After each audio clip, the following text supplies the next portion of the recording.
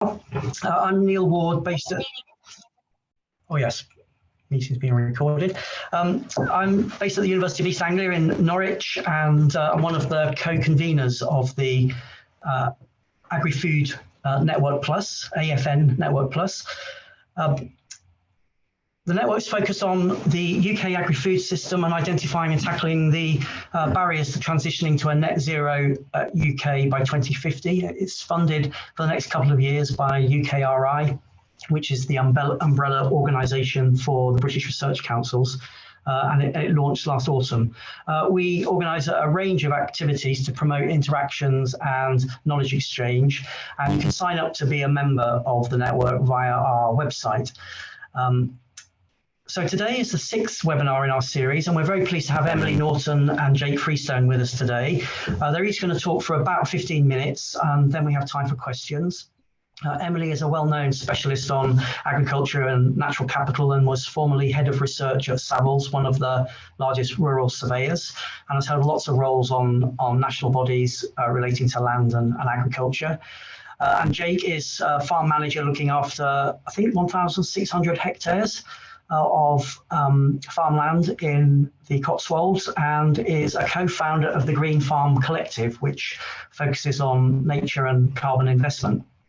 We'll be recording the session and aiming to put it on our YouTube channel for others to see. If you don't want to be identified as participating, then probably best to avoid asking a question at the end. But what I'll do now is I will hand straight over to Emily, and we'll see whether she can share her screen and take it from there. Emily. Thank you very much. And I am Emily Norton. I am an expert in rural policy with a particular interest in carbon markets and natural capital and how they are impacting on food and land use. Thank you very much for inviting me here today to talk a little bit about the development of carbon markets. We have got some really questions to think about, and thank you to the organisers, Jez, for setting out a sort of an overview of what these are. And actually some of these are really quite interesting philosophical and moral questions, really, about the development of markets, who we should be working with, and some of the barriers to overcome. Some of these I'll pick up in presentation, and some will be in the Q&A that happens afterwards. This is a post recording due to some audio issues during the original, so I'll try not to pre-anticipate what too many of those questions will be later on.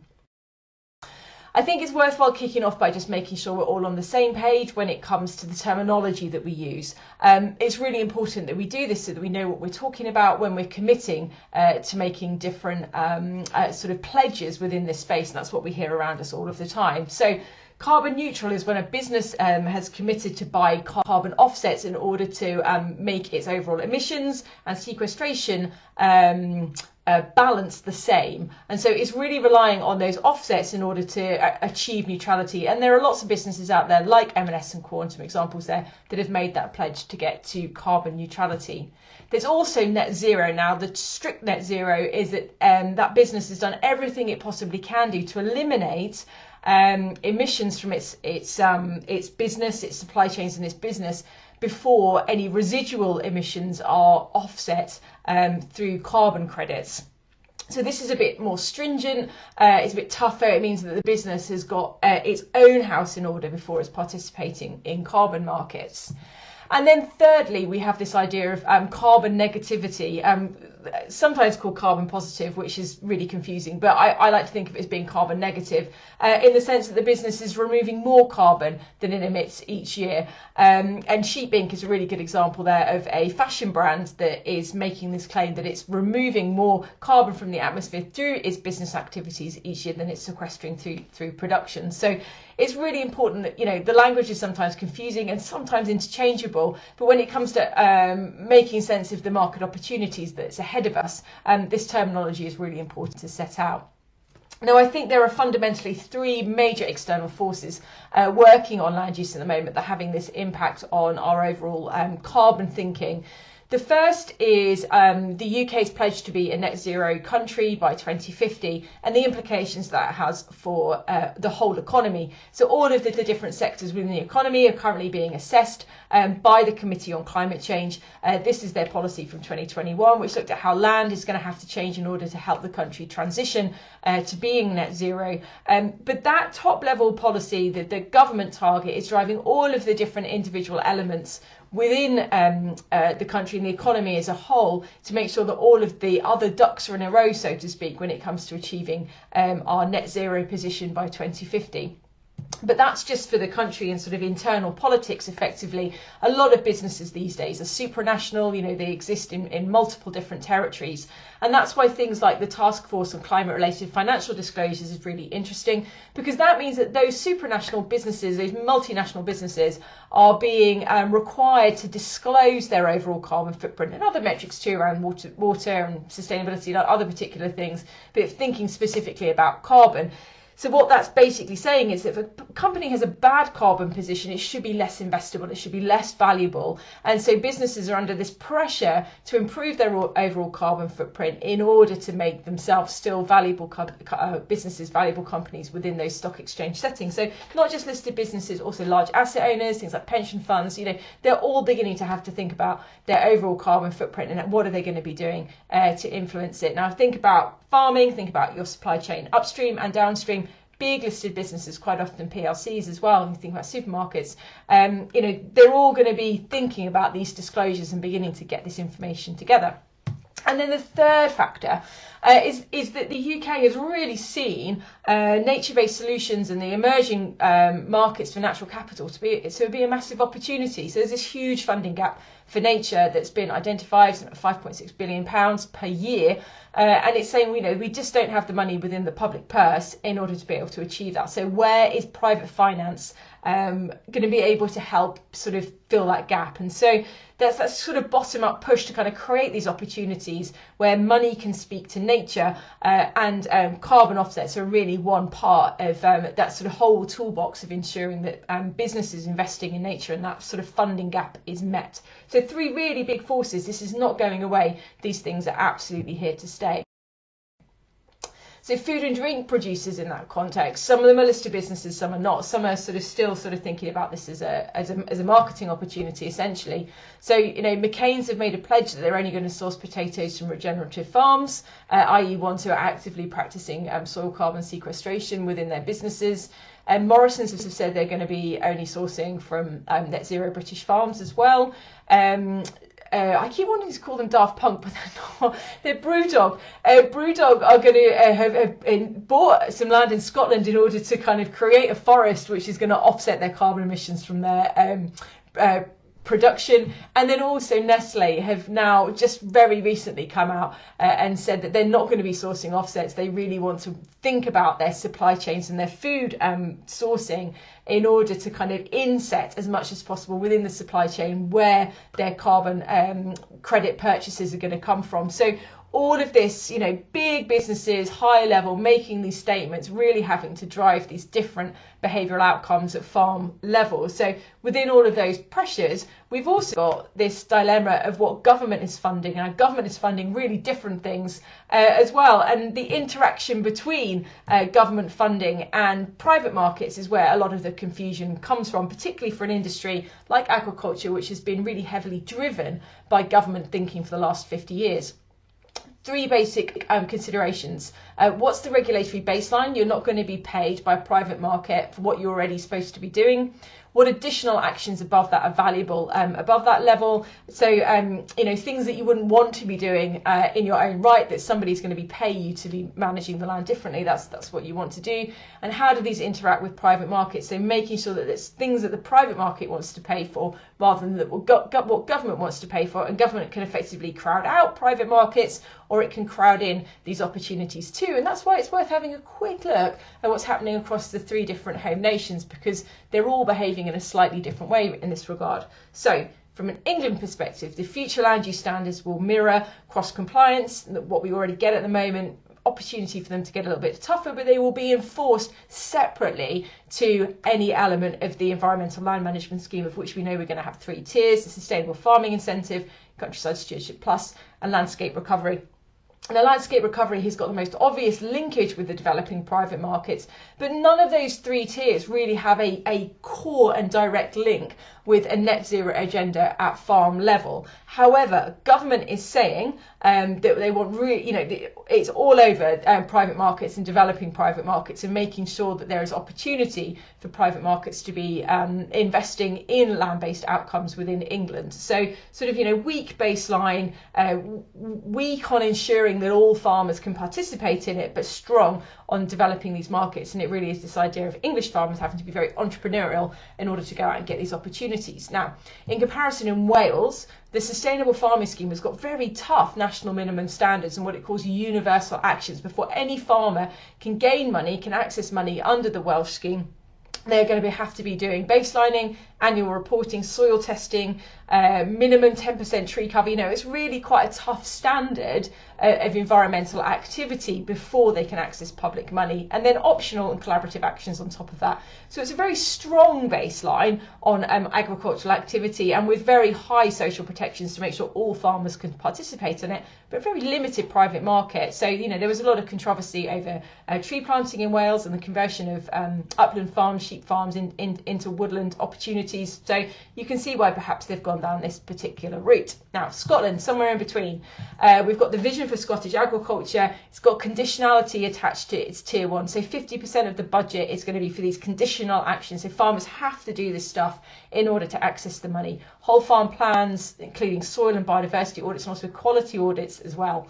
And then you've got the 2, 3 and 4 levels, which are optional, farm-specific, collaborative knowledge exchange, that kind of thing. So very similar in that regard to kind of how Wales is operating. But you can see how it's this very strong baseline, strong social protections to make sure farmers can participate, but also very definitely clear idea that they want natural capital investment. There's this huge funding gap in Scotland. So principles of responsible natural capital investment talks about community participation and how communities can benefit from these new opportunities, and more recent documents as well, which acknowledge that private markets want to pay for an uplift, and it might be government's role to pay for maintenance of landscapes. And so much more kind of nuanced and mature understanding of how public and private money is going to work together than we're getting in England, which is a bit of a bun fight at the moment. Where's next for the carbon market in all that regard? We're getting new carbon codes for hedgerows, for agroforestry, for soil, for salt marshes. There'll be new verification standards, an updated peatland code, and we'll come on to that in a second. More transparency over values. I think farmers have got more understanding now. There's more opportunity in the marketplace. The schemes that are out there that are working are getting more confidence, and farmers are more familiar with them. And then there are initiatives, big initiatives from government-led to standardise the verification of carbon units and to create a high-integrity market. Now, high-integrity market means that companies are more likely to want to buy those credits. So any business anywhere is going to want to come and buy credits from the UK because they will be high. They know what they're working in, and all of those problems that we've had with greenwashing and carbon credits not being quite what they're pitched to be shouldn't be a problem. And that's what we really need in order to build confidence both on the buy and the sell side going forwards. Now, I'm flagging this particular report because it's a really honest assessment of something that's been really overlooked, I think, in the development of all of our thinking around land and carbon. In an England context specifically, a lot of the focus has been on upland peat and peatland restoration in Scotland all over the country, but lowland peat is a huge problem. And this report, published just last week, talking about how less than 1% of England's lowland peat is in its natural state, the rest is degraded. And when it's degraded, it's emitting carbon, and emitting a lot of carbon. 1.5% of the UK's total emissions is coming from England's peat, and 88% of all of the UK's peat emissions is coming from lowland peat. And so the upland stuff that we hear and we're quite familiar with is really quite a small piece of the puzzle compared with the potential to be doing something better with all of England's lowland peat. Now, the solution: re-wetting, raising the water level within those soils to reduce subsidence and to stop those peat soils from emitting carbon. We're only talking about emissions reduction here. Those soils will continue to produce carbon. They don't kind of start to sequester we don't think, but it could achieve faster reductions than we can achieve through tree planting. Obviously, trees take a long time to grow and reach maturity before they're really sequestering carbon. So this, out of all of the opportunities that we've got to start doing something meaningful about climate change, we really need to take this kind of thing very, very seriously. That report, though, does highlight some interesting problems, particularly around the ownership of carbon. And I think this, out of all of the challenges we've got, is the big one. Is it farmers who are being paid to manage the land in a certain way? Should it be something that landowners are taking responsibility for? Supply chains and this insetting idea, are they paying for it and therefore they own it, or is it the offset buyer? I think all of these are particularly interesting dilemmas and something that needs to be resolved really to bring a lot of certainty to the market. Now, my concluding thoughts. There are co-benefits to carbon markets if it's done well. Ecosystems desperately need investment. There is a danger of carbon tunnel vision, that we think about one metric, but actually with good creative planning, and particularly with farmers retaining control of how these things are done at farm level, we should get a more blended outcome. It's in theory a short-term solution. This is about a transition to net zero. This is about selling carbon offsets until perhaps the technology is there for direct air capture or bioenergy carbon capture and storage. So you have to think about the longevity of some of this, which also suggests that, you know, we shouldn't be waiting to take part in these markets. The opportunity really is now. Some of those concerns over the permanence of looking up carbon in habitats, around the monitoring, reporting and verification of carbon in habitats, and additionality, you know, what farmers are doing over and above their own personal desires to want to practice regenerative agriculture, for example. They are concerns, but all of those things are at price, not potential. We should be getting on with this and using this money to leverage the transition, not necessarily to, you know, hang around waiting for something better to happen. We've got to get on. We need to start work now. Soils do reach saturation after 20 years, woodland after 50 to 80. You know, that's why this peatland thing is so interesting. You know, we can get on and do this rather than these long-term changes and these interventions in nature, which can take quite a long time. And absolutely, it does need to complement absolute emissions reduction. We do need to be working with suppliers, with supply chains who are on their own transition and not expecting land to fix their problems for them, because we can't tie land up in complex carbon offset mechanisms. We need it to provide an awful lot of different services, and carbon is definitely not the only game in town from that perspective. Thank you very much for listening. Over to you, Jane. Thanks. Brilliant, Neil. Thank you very much indeed. I hope you can see that that first title screen. It should be 6 very handsome gentlemen, all slightly balding, and probably very stereotypical of your average farmer. And that's kind of where we are, really. So, Jez and Neil, thank you very much for the opportunity. And really looking forward to a quick presentation this morning. 15 minutes really isn't long, with the list of questions, ideas and topics that that Jez has forwarded over. So looking forward to questions as we go. I'm wearing various hats in my life at the moment, and today it's for the Green Farm Collective. I also am the farm manager at Overbury Enterprises on the Gloucestershire-Worcestershire border. We're a leaf demonstration farm, we're an agri-EPI satellite farm, and I'll touch on some of those aspects of my role here as we go along, because this whole topic is very holistic and it's all completely integrated into our farming system.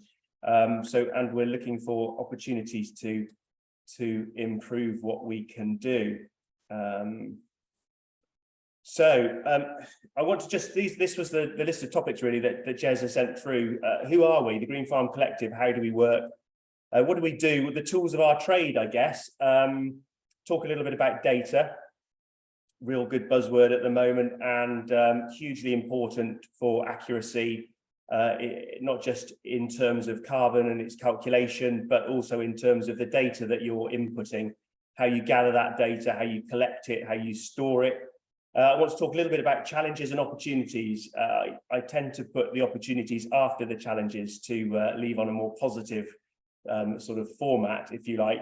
A few lessons that we've learned along the way, not just with the Green Farm Collective, but also in terms of how we are trading carbon and biodiversity. And a bit of a farmer's perspective, I guess. So maybe swapping hats at that point, some barriers to entry and what we need to do to make this happen. So this is us, the Green Farm Collective. It was six farmers that set the business up just over 2 years ago now. We all came together on the back of the Soil Farmer of the Year competition, and soil is really at the heart of our farming businesses, and we're spread across the country. We're spread across our enterprises as well: arable, beef, hens, sheep, countryside stewardship, higher tier, compost. So we've got a lot of experience in the very different aspects of regenerative agriculture. And love or hate the terminology, regen ag is something that we all believe passionately about. It's how we can improve our soil to improve our farm resilience, our farm profitability, but also the environment with which we live and work in. So that to us is about direct drilling. It's about cover cropping everything, not having bare fields. It's about having living roots in those fields to capture carbon from the heat and the energy that the sun provides. That's what farmers do. It's about livestock integrating into those fields as well. So this is what we're all doing. And in terms of Green Farm Collective and how it works, it's a membership organisation. We have farmer members, cooperative members, corporate members. We also have supporter memberships as well. So for people not directly involved in agriculture and farming, there is an opportunity to support that. We've also got into the business of trading biodiversity and carbon from 2 of our farms in Shropshire. And that's an exciting opportunity, trading with a local carpet and flooring manufacturer and provider for biodiversity. And the carbon is through an agricultural marketing company as well, actually, Jane Craigie Marketing. We're also about education and advice, and some of that is through Trinity AgTech's Global Pioneers platform. For us, talking about regen agriculture as well as practicing it is hugely important. The more people that we can get onto that journey of changing their farming systems is better for their farm profitability. It's also better for the wider environment, and that's what we need to focus on. We have an annual regenerative conference, which this year was hosted by Mike at Boningale in May. It's a bit of an aerial picture from there. We had 270 people registered, 20 sort of industry display stands from the HDB, Oakbank Game, Indigro, Horizon Drills. So a wide section of the industry all involved in regenerative agriculture and progressing that side of things. And then finally, we're working on regenerative certification, which will be available for our produce, combinable crop produce after harvest this year. And we're in discussion with some millers and some end users to actually get some regeneratively produced and grown grain onto the shelves, which that's really exciting. And that's come more recently in terms of how the business is sort of developing. So in terms of tools and data, what are we doing? So for the last 2 years, we've been working with Trinity AgTech and using their Sandy platform. And its first generation was quite cumbersome and quite clunky to put together. There are over 72 different carbon calculators that are available. But this one with the standards that it runs to is the one that we've chosen to partner with. And you can see a list there of the various protocols and accreditation schemes that its calculations are all adhering to. And that for us, and for me in particular here at Overbury, is hugely important. We need a calculator that is trusted and that we know is genuine. We also know that the data that's gone into it belongs to us. It's completely independent, and it produces some very interesting information. It's not all that we're carbon neutral, carbon negative, but it's about knowing where we are, and it's that baselining so that we can actually work on improving our position.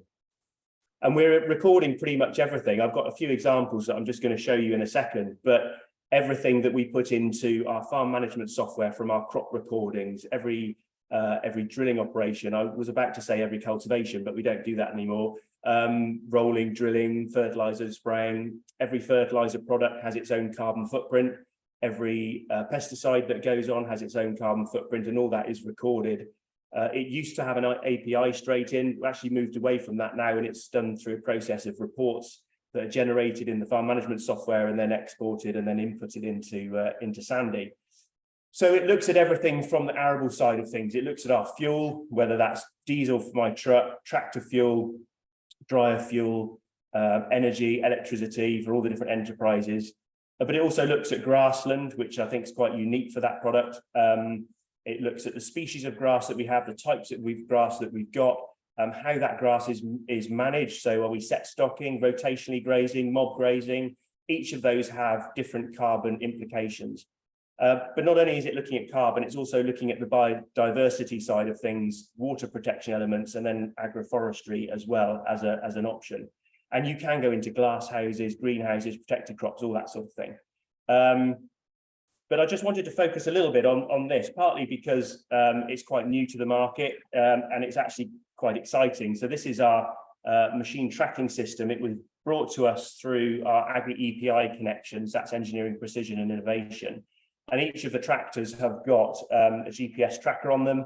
And each implement that we have, whether that's a grain trailer or the drill, or things like even toppers, have all got their own receiver which Bluetooth to the tractor. So when the tractor picks it up, the data logging just starts automatically. As those machines enter a field, it clicks on that we start recording the operation in that field, and that's recording the hours. It's recording. Let me just move forward. So this is hot off the press. This was today.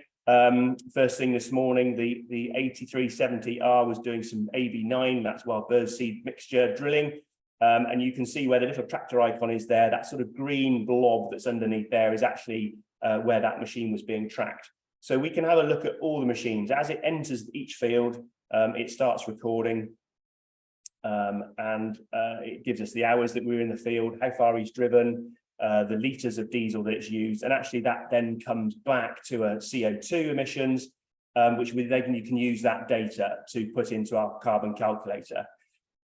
And I think that's probably one of the challenges that we have as farmers is data, and how we can look after that data, how we can record the right data, and how we can make sense of it. So data is important. It's from a wider perspective, looking at the carbon market itself, it is a very new market. 4 or 5 years ago, we weren't really talking about this. So it is developing, and it is developing very, very rapidly. There aren't any particular standards at the moment, no legislation or regulation to those trades. So on the whole, there are becoming a few now. So I think what we need to look at is some sort of standardization in terms of giving people confidence to trade over a period of time. In terms of farming challenges, it is consuming in terms of time and administration to gather the data, to store the data, and then to input the data. And I think that's also quite reflective in the carbon toolkits that you can actually use. A few years ago, I did one that took me half a day to do the whole farm. And now I'm doing them, and it's taking days and days to input the data, because we're putting so much data into it. And the more data you put, obviously, the more accurate you are. The more accurate you are, the more confidence you have in that product. And also, if you get to the point of sales, we haven't yet here, for various reasons, then you have more confidence in that market. I think people are also asking where the reward is. Where's that price of carbon? Emily was talking just now about the quality of carbon, how long it's going to last in the system for, and that will reflect the value. And I think that's something with the Green Farm Collective. We are looking for farmers who are on this journey for the long term, so that the carbon that we're able to trade is not greenwashed, and it is effective and as long lasting as it can be in the farming world, if you like, and appreciate that carbon moves up and down in the soil. We've done some tests this year, and we've got 2 fields that have gone down in carbon, the rest have gone up. So overall, we're in a net a positive carbon sequestration place, but it does vary, and that's one of the things we're finding out. Farmers, a bit lethargic. We're everybody's busy people. Why do we need to bother with calculators? Until there's a reward that's significant at the end of it, people may well just take the view, not going to worry. And then who to trust? There are lots of players in the market, and it's picking that right one is really important.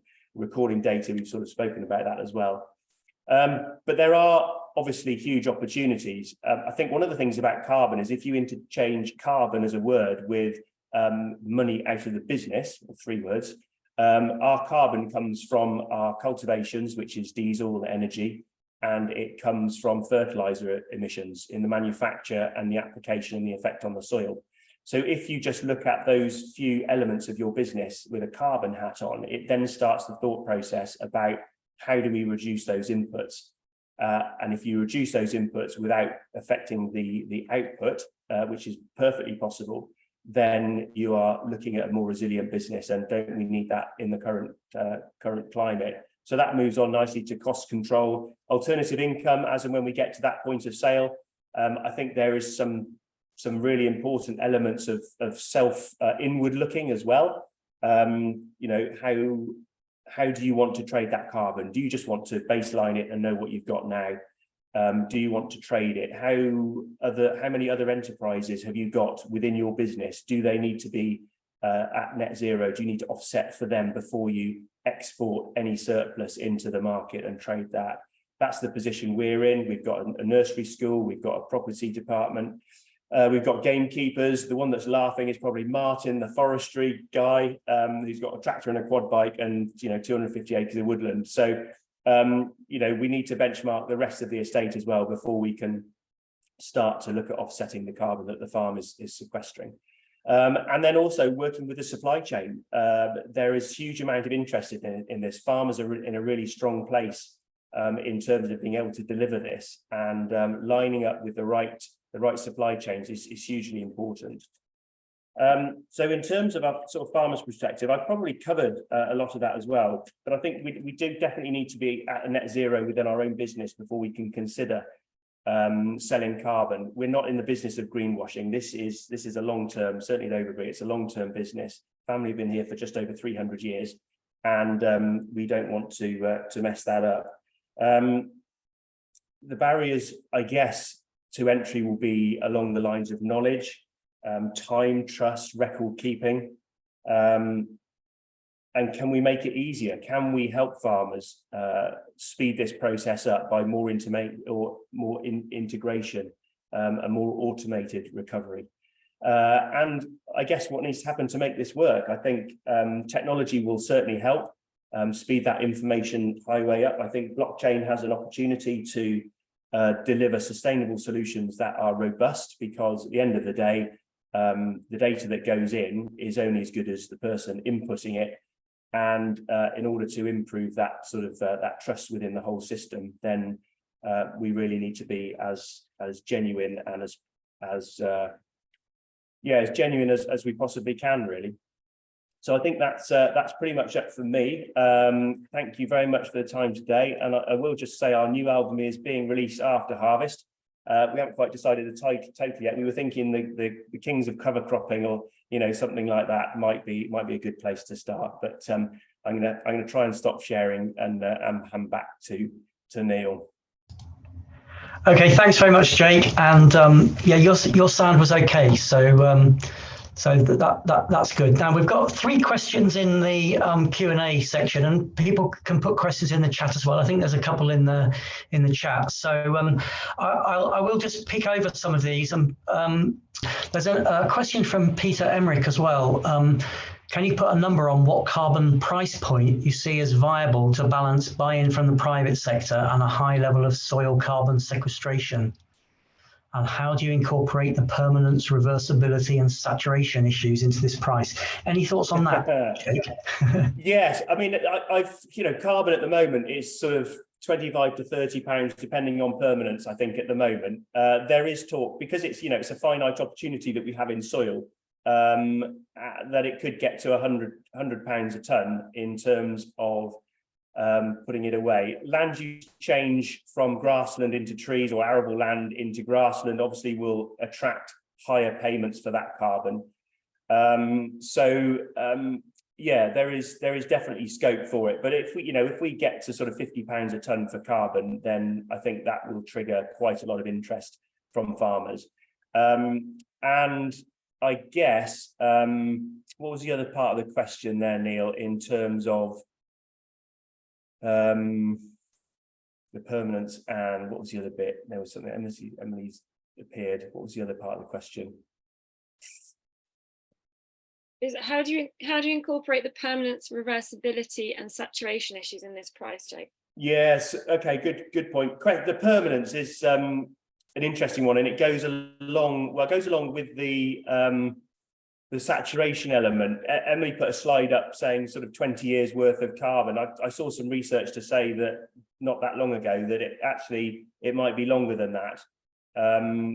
We've done some soil sampling on some of our fields adjacent to woodland and grass margins to have a look at what sort of 40 years of trees carbon organic matter looks like versus an arable situation and also a grassland situation in terms of a margin.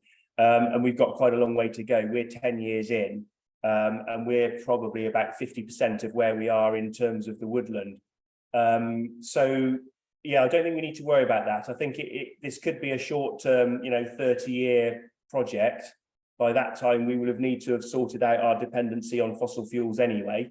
And if we haven't got that done, then, yeah, we really are in trouble. Thanks, Jake. Emily, there's some interesting comments in the chat wondering about whether it's an earpod issue with your sound. I've no idea. I've joined on a separate device, so we'll see if my iPad behaves better than my other computer does. Oh, that is the best you've been so far. There you go. See, reduce the capacity of the device, and it might make things better. So hopefully this will be easier. Okay, great. Well, let's try this one then. So Helen Glass asked a question for you. Do you think ecosystem services is a distraction for individual farmers? And if there's scope for an environmental co-op or collective to act on their behalf? This is assuming that it's that there's a desire to sell carbon credits. That's another debate, she says. Okay, all right. Well, look, absolutely, yes. So the problem, and Jake is very well placed to speak to this because clearly the collective that he's involved in is doing this job. But the interesting thing about ecosystem services is how localized they are and how localized those market opportunities are. So carbon is about the most universal market we'll get. A lot of the other ones are going to be very location specific. And so every farm, every situation is going to have to assess for itself what works for it, what its greatest potential, its market opportunity is. So yes, it's a distraction in the sense that it's complicated, but it can be dramatically simplified by organizations working together as aggregators or through intermediaries. So yes, I agree with the question. Here's one for, might be for both of you. I'll put it to Emily first, from Gary Stevenson. How do you trade carbon? Does it appear in the carbon value of the product, or do you sell the carbon credit from the sequestration? How do you deal with UK carbon versus global supply? Okay, so Jake can do the first part. The UK versus global thing I think is really interesting because the technical rules of carbon accounting mean that if we're sequestering carbon in the UK, we can only sell that to UK offsetters, but UK offsetters can buy their carbon offsets anywhere. So essentially you're competing in a global market, which means that your carbon needs to come with additional benefits, or it needs to focus on an inset market to kind of develop additional value. And that's why what Nestle have been saying recently is really important, that they want to focus on the inset, so where their supply chains are working with them to reduce that impact and then inset through those supply chains. So that's where our ultimate value proposition is going to be. But Jake is very well placed to talk through the actual mechanics of how you sell stuff.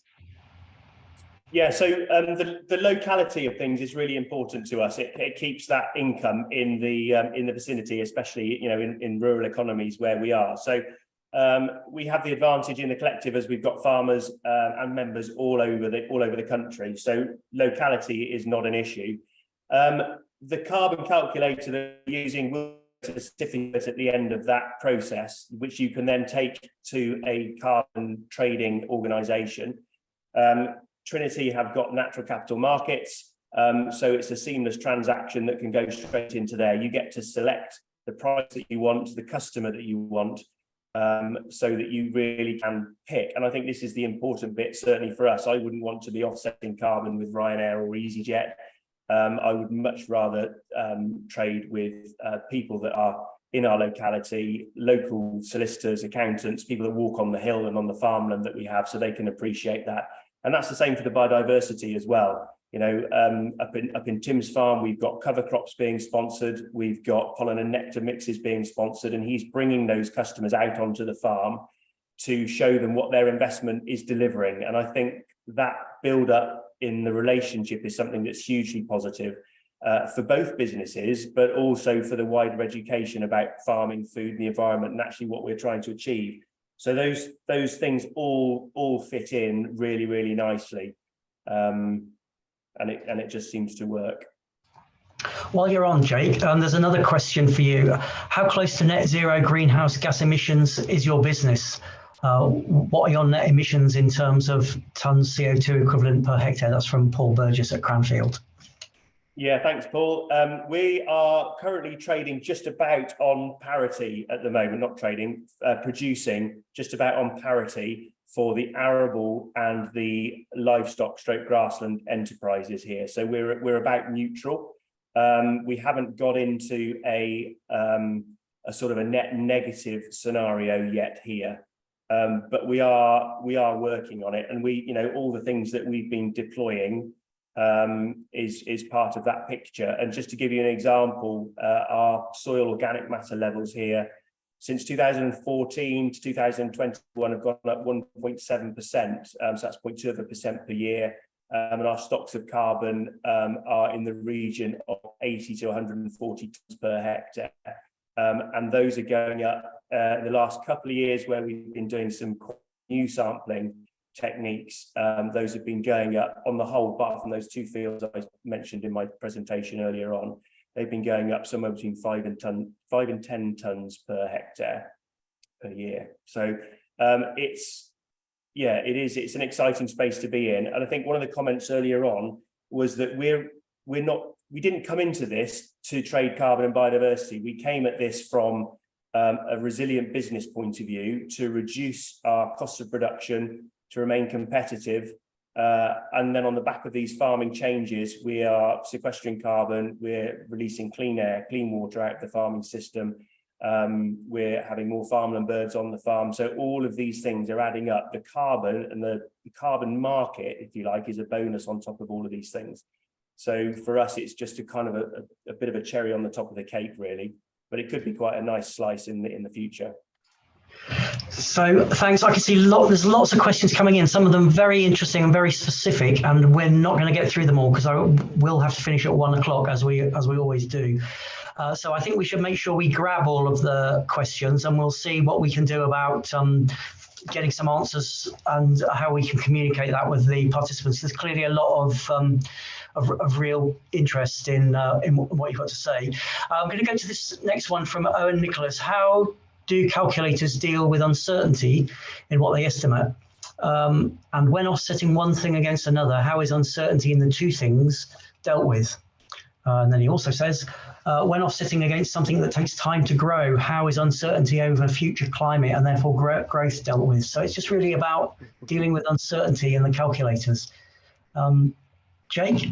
Yeah, well, welcome to farming. Everything is uncertain. Is it going to rain? Is it not going to rain? That all has an effect on the carbon. So you can look at a statistic or a calculation which has been generated through scientific papers, and you can apply that to that practice. But you then have to have in the back of your mind is, what's going to happen? Storm Arwen comes through and blows all your trees down. Well, you've committed those for 30 years. Do you then have to go and replant them at your cost? All of those sorts of things. And that's why it's a very, very interesting space to be in. I mean, I wouldn't be committing anything more than probably 50% of the carbon that we are sequestering here for these very reasons. You get a wet year, you get more nitrous oxide emissions, you get waterlogged soils. Nothing you can do about that, but you will not sequester as much carbon. In fact, you might be, releasing it. So it's about hedging, and it's about risk management, but that's kind of what farmers are up to every day, really. Yeah, thanks. If I may jump in, Neil. Yes, do. Neil, sorry, if I may. I mean, I think that the purpose of that question is to kind of get to the heart of some of the dilemma here, which is that we're kind of using nature and sort of driving outcomes within nature in order to create a kind of an accountancy opportunity.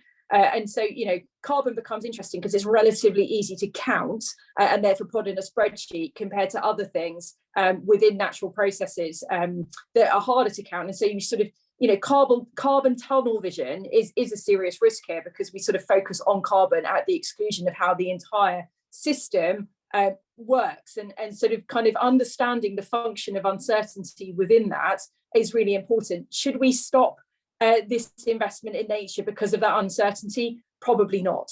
Do we need to kind of keep developing the processes and the data systems and the interfaces that allow us to kind of introduce more complexity to that decision-making process? Absolutely, yes. So I sort of think it's an interesting question, but sometimes questions like that can be a little bit political.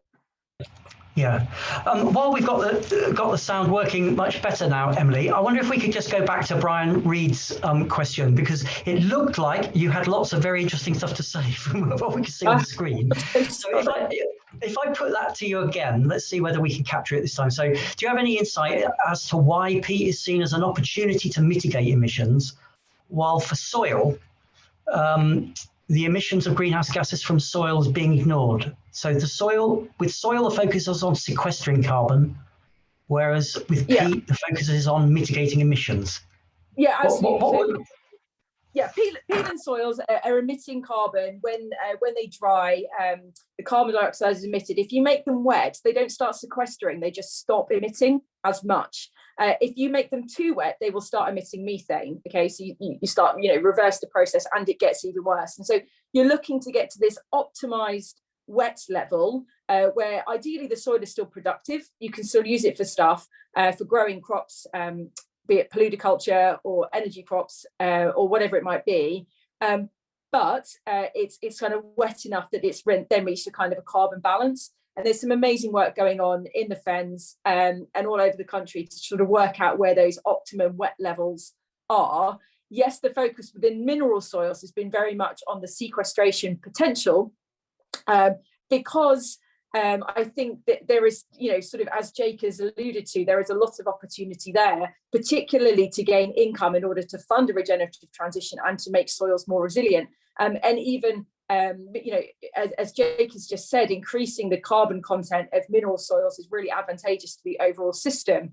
And the earning potential for mineral soils in terms of its broader geographical footprint means that more focus, I think, has been put on those. It does beg lots of questions around the sustainability of our use of lowland peat, around whether we should be focusing more on that space rather than on tree planting in order to lock up carbon emissions there. And that report, I commend it to you all for its honesty in dealing with the challenge here and the urgency of making sure that we are effectively regulating or changing urgently the use of our peatland soils, rather than necessarily focusing just on the sequestration potential of soil or above ground biomass.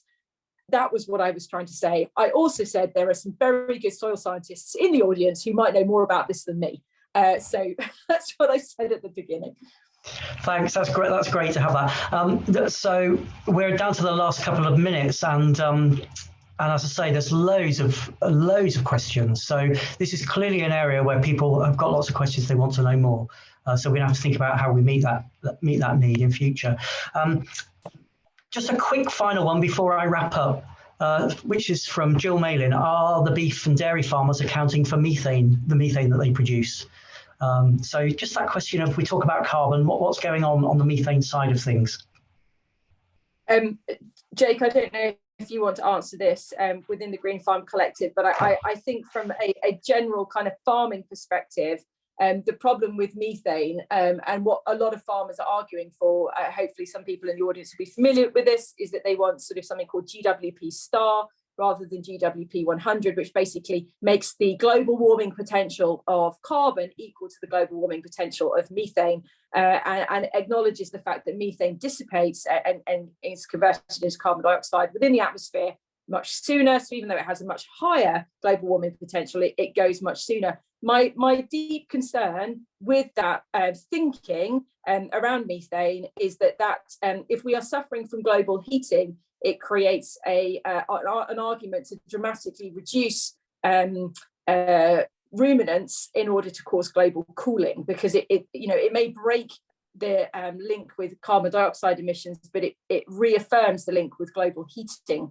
So I don't think that the focus on methane is necessarily helpful. The focus on methane within peatland soils and other systems, we basically need to be taking all of this stuff into account, and it is incredibly difficult, and politicians do need to be making some tough decisions. But fundamentally, I think our supply chains are going to be working harder to understand this stuff than our government will do, because the government thinks that this is too toxic a topic to be opining on, because of all of the different dietary and health and land use and productive questions that it kind of reveals. But Jake, you might want to have a word about just how methane is dealt with within your calculators. I mean, it's important that it is calculated, and it is part of the calculation. People do need to have a feel on its impact. I think the point Emily raises, which is so important, is the fact that this is just longer than one particular government. We need something that is overarching, the 25, 30, 40, 50-year plan that the governments just of the day just sign up to it and we just get on with it, because this sort of up and down in sort of 5-year cycles is just ridiculous. And it's a very political hot potato that, we need to make some very, very stern calls that are not going to be popular. Yeah. So that's the challenge.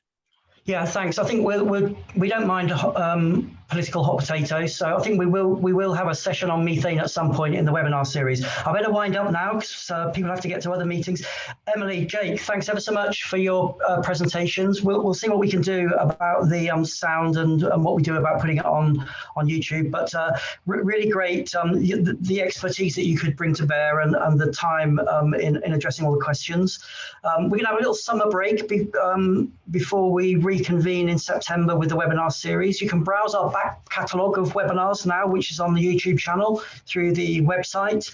And if you've got any suggestions to Jez or I about future topics for webinars, then do let us know. So thanks very much for coming. Hope you have a great weekend and a very good summer. Thanks very much, everybody. Bye.